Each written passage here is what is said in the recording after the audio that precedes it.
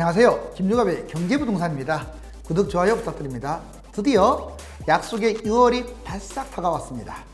양도세 중과 등 여러가지 개밥제가 몰려있는 데다가 전 세계적인 인플레이션 후유증으로 금리 인상이 유력하기 때문에 집값에 엄청난 타격을 줄 수 있습니다. 특히 대선을 향한 본격적인 레이스에 접어든 시기라서 부동산에 부정적인 영향을 줄 것이 확실합니다. 상담 안에는 02-501-7554, 유료 상담은 010-3999-8808입니다. 전화 주십시오. 자, 약속의 6월이 이제 돌아왔습니다. 부동산 폭풍우가 휘몰아칩니다. 어떤 폭풍일까요? 이제 이 투기 있죠. 이 투기에 대해서 현미경, 망원경, 자, 돋보기 이런 것들을 들이댈 필요가 있어요. 부동산 사이클과 경제 위기 대폭락. 자, 여러분들 집값이 왜 빠진다고 생각하세요? 과거에 이게 지금 86년부터 지금 2022년까지를 한번 쭉 그래프를 봤어요. 봤더니 이게 A는 사이클상 하락인 거야. 금융위기가 아니라. 이 B는 금융위기나 경제위기 또는 그 간접적 후유증이에요. 볼까요? 여기 보시면 91년부터 96년까지 빠진 거, 이거는 사이클상 하락한 거. 이렇게 너무 많이 폭등해서 생각보다 많이 빠지죠. 물론 우상향했네요. 여러분들 조금 빠지는 거 아니에요. 뭐 많이 빠집니다. 그리고 여기 또 A. 자, 여기서는 조그만하게 빠진 걸로 나오지만 2003년에서 2005년까지 이것도 생각보다 많이 빠진 거예요. 그리고 이제 금융위기. 여기 97년부터 여기 보세요. 네모박스를 쳐놨죠. 자, 98년 이때 금융위기로 빠진 거고, 그 다음 여기는 이제 미국발 금융위기 때는 여기지만 약간 간접 영향으로 2013년까지 추락한 거 아니냐라고 이렇게. 이건 반반이에요. 사이클상 하락과 금융위기. 그래도 정리하자면 A는 바로 사이클상 하락, B는 금융위기 때문에 무너진 거죠. 자, 그러면 이제 앞으로 어떻게 될 거냐. 이 보세요. 이렇게 올라갔다 떨어졌다, 올라갔다 떨어졌다. 진짜 희한하죠. 자, 이제 2010년부터 이게 빠져가지고, 자, 지금 4년부터 올라왔어요. 여기 쭉 올라왔네요. 이게 2021년 현재까지 뛰고 있는데, 말까지 뛸까 2022년 초까지 뛸까는 이제 여러 가지 썰이 있어요. 자, 근데 여름은 확실히 올라갈 것 같아요. 지금 분위기로. 근데 결국 올해 안에 터진다, 내년에 떨어진다. 뭐 이건 썰이 많으니까 결국 떨어지는 건 맞아요. 왜? 지금 이거 모양이 좀 비슷하거든요. 끝없이 치고 가지는 않습니다. 사이클상 폭락은 2-5년 불규칙하게 폭락, 많이 오르면 하락한다. 대충 20%부터 60%까지도 폭락을 해요. 10억짜리가 2억 떨어지는 게 있는 반면에 6억까지 떨어진 것도 있어요. 대단하죠. 자, 경제위기 하락은 좀 더 심합니다. 국내의 경제 금융위기로 폭락을 한 만큼, 자, 약 30%, 70%, 10억짜리가 3억 떨어진 게 있는 반면에 7억 떨어지는 것도 있어요. 정말 무섭지 않습니까? 비싼 것들은 상대적으로 더 떨어지는 거죠. 자, 이걸 안다면 하락 정도 만만치 않다는 거 지금 알잖아요. 이걸 안다면 상투장에 매수하는 게 위험하고, 고가 아파트를 매수하는 거, 영끌로 매수하는 건 신중해라. 자, 이제 물가 상승 다음에 금리 인상, 집값 추락은 이미 시작됐다고 보는 게 유력합니다. 뭐 올해 여름에 어떻게 되든지 간에 큰 틀에서는 이거 단계로 접어든 것 같아요. 이미 이제 2단계에 접어들었고 이제 여기에 올라가는 단계예요. 자, 곧 여기로 이어지겠죠. 먼저 주요 국가 물가가 급등, 인플레이션이 심각합니다. 주가도 지금 올랐다 떨어졌다 지금 난리가 말이 아니죠. 왠지 예전에 저거 생각해 보세요. 자, 코로나 사건 초기 때 막 올라갔다 떨어졌다 한참 이렇게 하더니 나스닥이 3% 이상, 4% 이상 막 서너 번씩 빠지더니 결국은 날아가잖아요. 쭉 미끄러집니다. 자, 그런 날이 또 지금 왠지 찜찜해요. 유동성 지금 수거 작업에 들어갔기 때문에 그래요. 금은 투자 급증, 금과 이제 이런 것들이, 자, 이런 것들이 물가 상승 이런 부분들이 이제 구체화되면 금, 은하고 투자가 더 올라갈 가능성이 크고, 철광석, 구리 등 원자재도 뜁니다. 그렇지만 상대적으로 이제 처음에는 부동산 주식이 따라서 올라가는데 이제 얘들이 이제 먼저 뛰었잖아요. 추락을 하게 되는 거예요. 특히 지금 같은 상황은 더 그래요. 왜? 지금 얘들은 거품이 별로 없는데 이게 거품이에요. 거품 때문에 추락할 확률이 크다. 결국 금리 인상하면 가계부채까지 우리나라는 심각하죠. 그래서 금융부실, 은행권도 부실 생기면서 위험이 급증한다. 아무튼 물가 상승, 금리 인상, 집값 추락은 3단계 시나리오다. 이제 부동산 영끌, 경제 파탄 어쩌나. 만약에 이번에 경제가 문제가 생기면 부동산 영끌한 사람들, 다주택, 갭투자 이런 분들이 문제가 되는 거예요. 최대 위기는 영끌적, 빚투족입니다. 물가가 지금 급등했어요. 우리나라. 한국 2.3%, 미국은 4%, 중국은 6%. 지금 코로나 이후에 최대치로 지금 물가가 올라가고 있어요. GDP 부채, 우리나라 가계부채 100% 이미 넘었다고 했죠. 전체, 즉 가계, 기업, 정부 부채를 합한 것은 276%예요. 이건 세계 손가락 안에 들고, 자, 중국보다도 높고 웬만한 선진국은 뭐 저리 가라 그러고, 자, 개발도상국보다도 더 높은 거예요.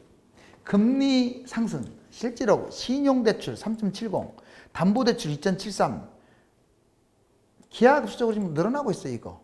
결국 기준금리가 사실상 이제 뭐 초일기에 들어갔다고 보시면 돼요. 집값거품 2013년에 4.5억짜리가 2021년에 11억으로 뛰었다. 도대체 얼마나 뛴 거예요? 4.5억이 11억? 평균이 이렇게 뛰었어요. 영끌 매입자는 안타깝게도 2020년 집값 폭등장 끝자락에 지금 영끌 매입자가 늘어났어요. 초기에는 다주택자들, 돈 많은 기득권이 먼저 싹쓸이 한 거야. 그리고 그 찌꺼기를 영끌 2030자들이 지금 잡는 거야. 무려 2030이 지금 2020년 이후에 53%야. 2030이 반절이 넘었어요, 영끌이. 부동산 영끌, 경제 파탄 진짜 신경 써야 합니다. 어쩌나. 자, 엎친 데 덮친 격으로 중국 경제 위기, 8개 폭탄, 이거 유명한 거죠. 뭐 중국 경제 위기만 위기입니까? 지금 그렇게 따지면 미국도 거품이 심하고요. 일본, 그리고 브라질, 기타 유럽 각각의 나라들, 즉 이머징 국가든 어디든 간에 다 위험해요. 미중 무역전쟁 아직 끝난 거 아닙니다. 이제 시작인 거예요. 왜? 중국의 패권을 무너뜨리는 게 미국의 목표야. 만약 이번에 중국한테 미국이 지면 영원히 중국 못 이겨요. 잡으려고 하겠죠. 과도한 부채. 중국 얼마나 많습니까, 부채가. 자, 주변국 충돌, 자국 민주화 운동. 지금 특히 국경 문제로 인도, 어디 가면 우리나라를 제1외국어로 중국어를 밀려버리겠어요. 제1외국에서 탈락. 인도에서 그래요, 지금. 그리고 베트남하고도 국경, 뭐 러시아하고도 문제, 대만하고도 문제. 지금 일본 이렇게 해서 중국은 지금 다투지 않는 나라가 없어요. 홍콩 민주화운동, 티벳, 위구르, 내몽골, 다 외몽골, 다 이런 데 지금 다 심각하잖아요. 각종 규제가 엄청 많습니다. 자기 나라한테만 유리하게만 늘어났어요.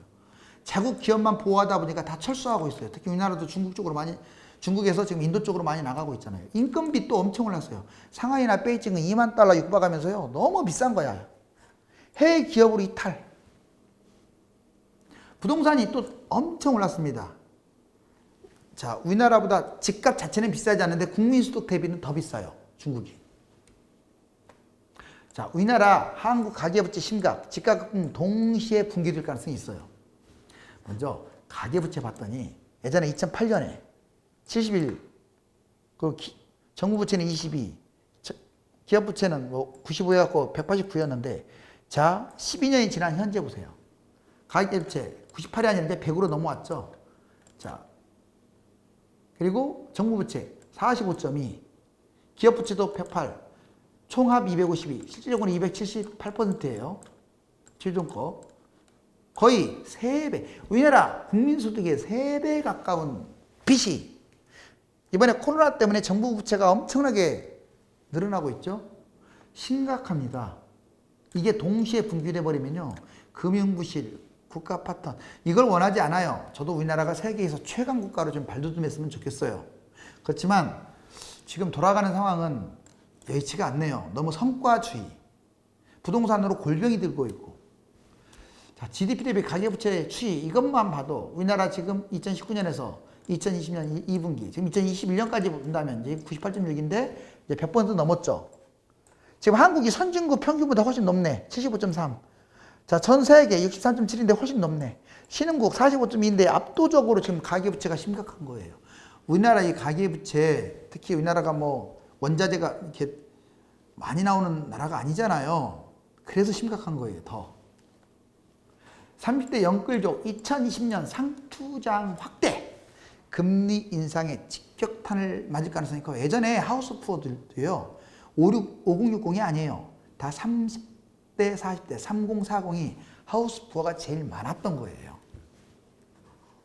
자, 여기 보시면 자, 유일하게 여기 지금 2015년 1분기부터 2021년 1분기 최근 1분기까지 보면 이게 지금 40세 미만, 즉 2030이에요. 40세 미만이니까 31.5에서 어때요? 37.1까지 가장 많이 올랐네요.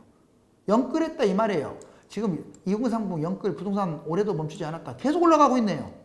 자, 그 다음에 오히려 40, 50은 내려가고 있고 60세 이상 노인층은 그냥 그대로예요. 지금 여기만 이렇게 늘어나고 있잖아요. 자, 그 다음에 미국발 금리 인상 조짐도 보이고 있어요. 이자 부담, 집값 하락 공포에 떠오르는 영끌족. 실질적으로 보시니까 좀 줄어드는 듯 하더니 계속 올라가고 있잖아요. 영끌이. 그리고 금리가 이렇게 올라가고 있잖아요. 2.59, 2.63. 이제는 3% 초읽기예요. 심지어는 자, 신용대출 왕창 받아가지고 이걸로 갭 투자하는 사람들도 있어요. 그러면 갭도 내 돈이 아니고 신용대출도 내 돈이 아닌데 내 돈 별로 없어. 그걸로 집을 잡는 거야. 이 상투장에. 큰일 납니다. 그건 싼 것도 위험한 거예요. 하지 마세요.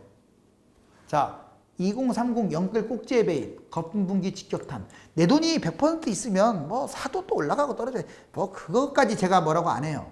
근데 내 돈이 없는 경우는 달라요. 수입이 적은 경우도 문제가 있어요.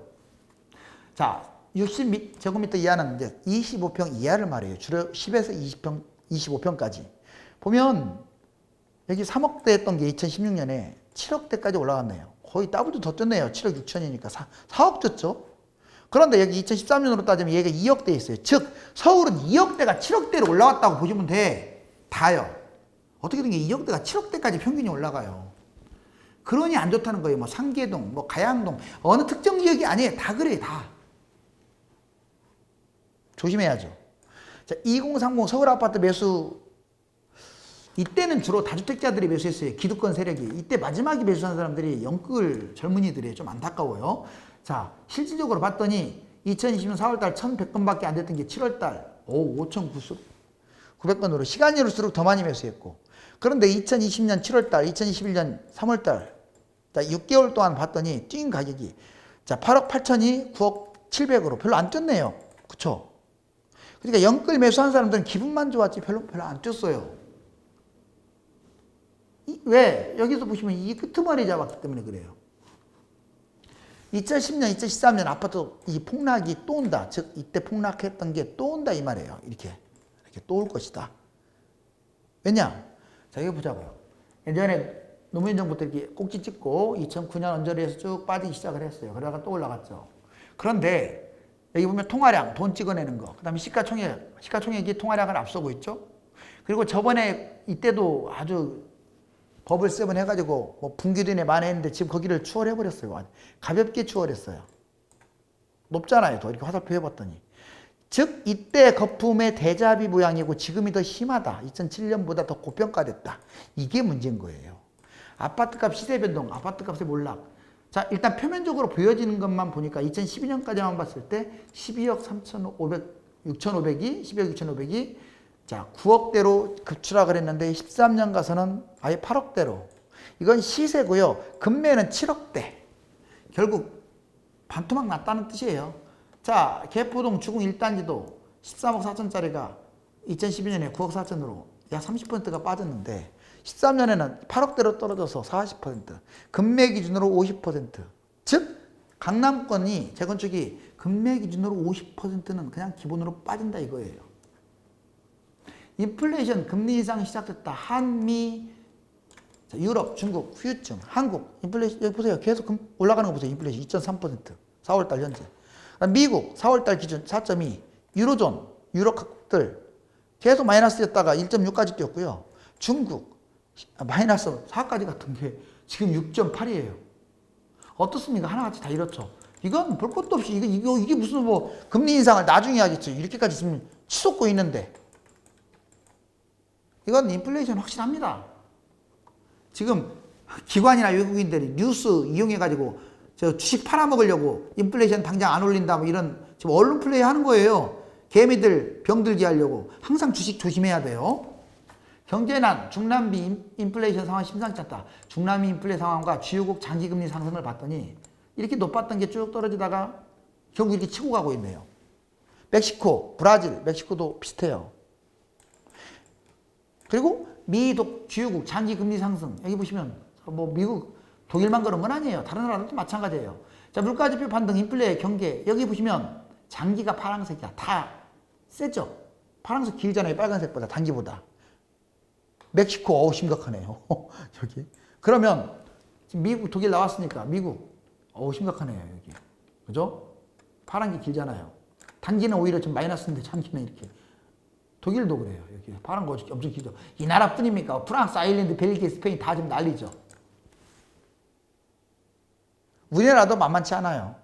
자, 미 소비자 물가 급등과 10년물 국채금리 급등. 여기 보세요. 금융위 여기 얼마 전에 코로나 때문에 이렇게 내려갔다가 그 완전 회복하고 날아가는 거 보세요. 이렇게 물가가 지금 4.2% 인플레이션 공포입니다. 공포. 이게 약간 출렁거릴지는 몰라도 이렇게 갈 가능성이 큰데요. 다시 말하지만 자, 기관들 이 사람들이 뉴스 언론 플레이 해가지고 금리 인상 나중에는 한다라고 해놓고 다 팔아먹고 지금 파는 사람 누구예요? 기관 외국인들이 지금 계속 주식 팔잖아요. 개인들이 사고 있고. 미국 채금리 보시면 미국채 10년물 지금 엄청나게 뛰었죠. 여기 까만 거. 그리고 10년, 2년 스프레드 보면 같이 지금 거의 연동하고 있죠. 2년물만 지금 낮아요. 금과 은, 유가 급등. 지금 금과 은이 한동안 좀 줄어든다다가 다시 또 올라가고 있네. 금과 은이. 코덱스 은서불도 지금 5천이 넘었어요. 금도 엄청나게 치고 가다가 좀 빠지는가 싶더니 다시 또 인플레이션 문제 생기니까 올라가고. 여기 국제유가 보실래요? 이거 정말 이거 보시면 끔찍하죠. ETN.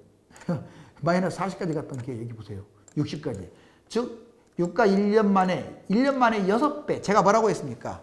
자, 자본주의의 재화, 즉 유가, 주가, 부동산, 뭐 철광석이나 이런 원자재 이런 것들이 폭등과 폭락이에요. 그냥 상승과 하락이란 단어가 아니야. 저한테 자꾸 자극적인 용어 쓴다고 하는데 물론 쓰는 것도 있어요. 그렇지만 폭등, 폭락의 연속이 자본주의의 역사인 거예요. 이것 때문에 부자들은 더 부자가 되고 이 타이밍을 잘 잡으면 가난하지만 부자가 될 수도 있어요. 비빌 언덕이 없다고 생각하지 마시고 그 비빌 언덕으로 해서 돈을 모으세요. 주요 상품 가격지수 보시면 쭉 내려갔다가 쫙 올라가네요. 각 상품들. 그리고 비철금속 곡물 가격도 쭉 내려왔다가 쭉 올라가는 거 보세요. 이러니 인플레이션 문제 안 생기겠습니까? 2021년 1월 달인데 지금은 계속 더 올라가고 있죠. 자, 약속의 6월 달 부동산 폭풍우가 휘몰아친다. 즉 폭락 위험성이 높다. 부동산이든 주식이든 크게 무너져 봐야 탐욕이 얼마나 큰 상처를 주는지 알 수 있습니다. 지금처럼 가격이 정점을 향하여 치달을 때는 철저하게 중저가 저평가로만 접근하고 웬만하면 기다리는 것이 상책입니다. 감사합니다.